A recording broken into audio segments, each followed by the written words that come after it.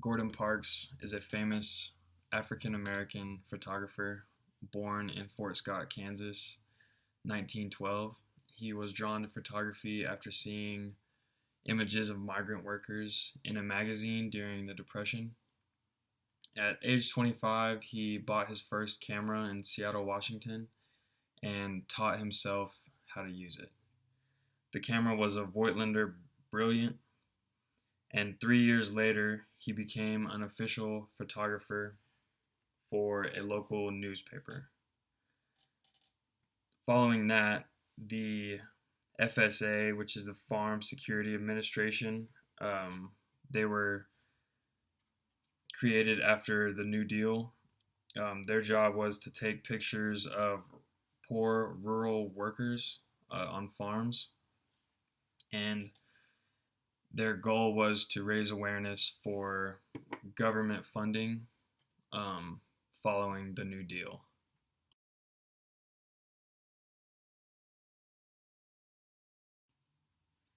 After becoming successful at such an early age, Gordon Parks became a whole host of other things. A poet, a novelist, jazz pianist, classical composer, co-founded Essence magazine, where he was the editorial director for the first 3 years of its opening. In 1969, he became the first black director of a Hollywood film called The Learning Tree. The Learning Tree was originally a book, and he adapted the screenplay and composed the score for the movie.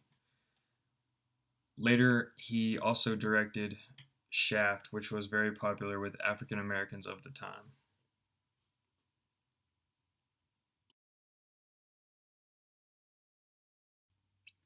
After relocating to Harlem, Gordon Parks worked with many African American leaders like Malcolm X, Muhammad Ali, and Stokely Carmichael. One of his famous photo essays on the Harlem gang leader Red Jackson won him a spot as a staff writer for Time magazine.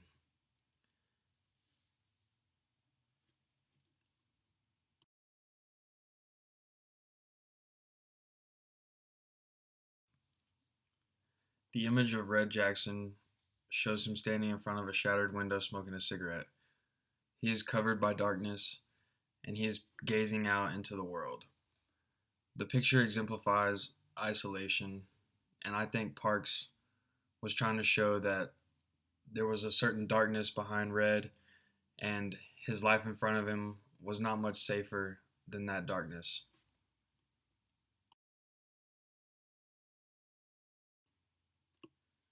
One of Gordon's most famous and controversial photos is the one of Ella Watson holding the broom and the mop. Here we can see Ella holding these pieces as a symbol of the African American struggle in the late 1950s. Gordon was very set on influencing the civil rights movement in the time, and he did this through taking pictures such as this. He called this picture unsubtle and blunt because many people that worked in Time magazine thought that this was a direct shot towards the American government. Ella Watson is a janitor in a government building and was severely mistreated.